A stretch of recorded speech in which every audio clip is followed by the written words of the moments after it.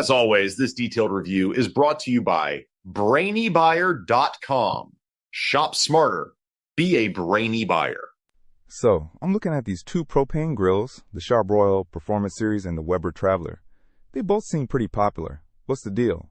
Okay, so the Char-Broil is definitely the bigger grill. It's got 4 burners pumping out 36,000 BTUs, plus a side burner.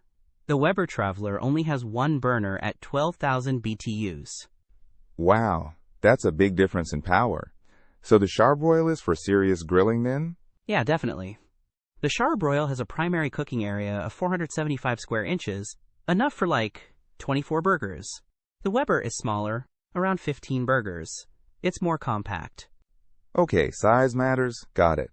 But what about portability? I sometimes like to grill at the park, and the Char-Broil sounds huge. Exactly. The Weber Traveler is all about portability.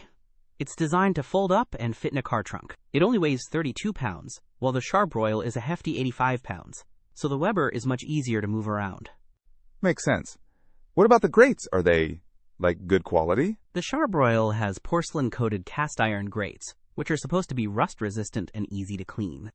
The Weber just says porcelain-coated steel for the material of the frame and handles, so it's probably the same material. Okay. And what about features? Anything else that sets them apart?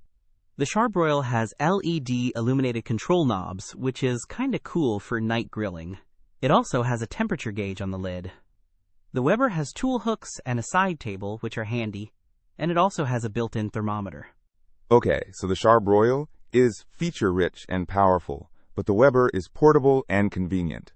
What about the price? The Char-Broil is cheaper, at around $370. The Weber Traveler is more expensive, at around $450.